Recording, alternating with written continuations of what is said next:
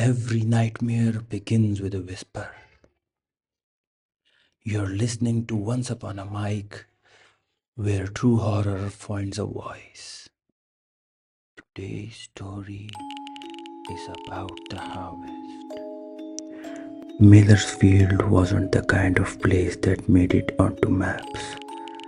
Tucked between the cornfields and the coast roads of rural Maine, it was the sort of town you passed through and forgot about by the next mile marker. But the townfolk liked it that way. Privacy was the last real currency in a place where God hadn't paid a visit in years. It began again in late August, as it always did. The corn shot up like it had been cursed by a preacher with a mean streak. Pumpkins swelled up to the size of doghouses. Tomatoes bled on vine like open wounds. The crops were unnatural, rich, swollen, grotesque in their abundance.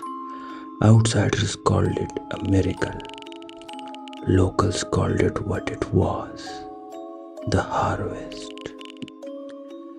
Emily Thornhill had grown up in Millersfield, left for college in Boston and now returned, aged 29 and bankrupt of both money and direction.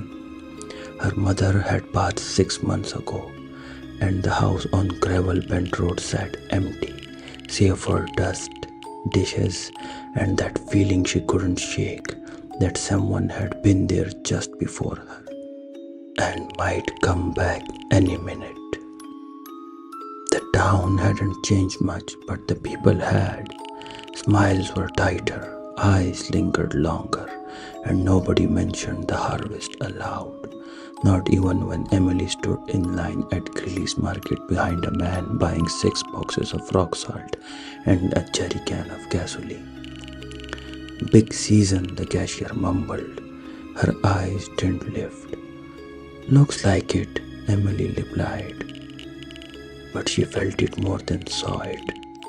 The crops bent toward her when she passed, like they were listening, like they were hungry. It was old man Calder who broke the silence. He sat on a porch that hadn't been repainted since Nixon resigned, rocking slowly in a chair that creaked like it had a soul. He called Emily over with a wave of 2 fingers, one of them bent in a painful angle. "You don't remember, do you?" he said. His voice was gravel and bad bourbon. "Remember what?" "The last harvest. You were 12. Your daddy made the deal, same as all of us do. Trade a piece of yourself to keep the soil sweet. You think corn grow like that on clean hands?" Emily laughed, but it caught her throat.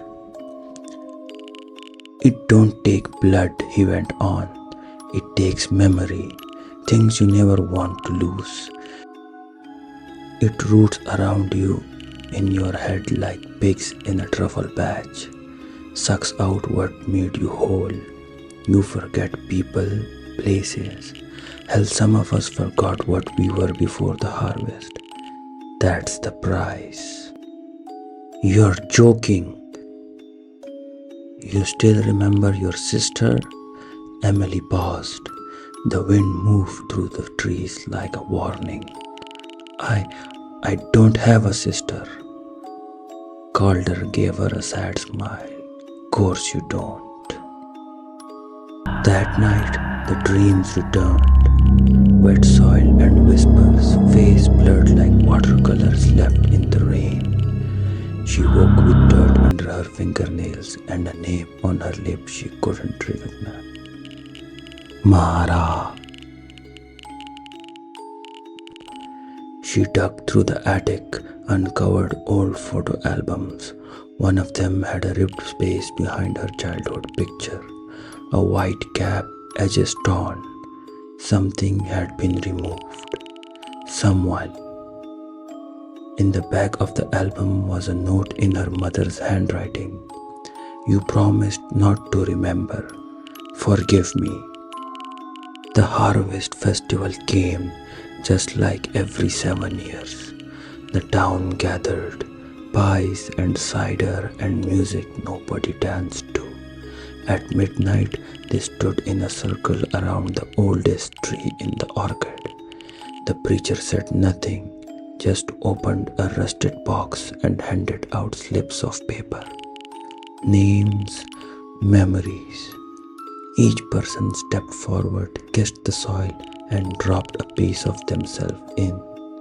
Some cried, most were empty eyed, like this was a ritual older than guilt. Emily watched from the edge, arms crossed. When they offered her a paper, she didn't take it. She ran back to Gravel Bend, back to the field behind the house. The corn was tall enough to blot out the stars. It whispered her name. She stepped between the stalks, heart beating like thunder. In the clearing, she found a doll, half buried, a name stitched into its dress. Mara. The memories flooded back, her sister's laugh, her face, the day she disappeared, screaming as her father held her down, pressing her face into the soil. Emily screamed until her throat cracked. The ground shifted. A hand, small and dirty, reached up, and Emily understood. The harvest never forgot. It just waited. The next morning, the crop glowed golden in the sun, rich, abundant, blessed, and Emily Thornhill had vanished. Some folks remembered her, most did not, but the soil did, always did, and the harvest would come again. If you survived this tale, subscribe for more true horror stories shared every week. Have a nightmare of your own? Drop it in the comments, and you might just hear your fear come to life. Once upon a mic.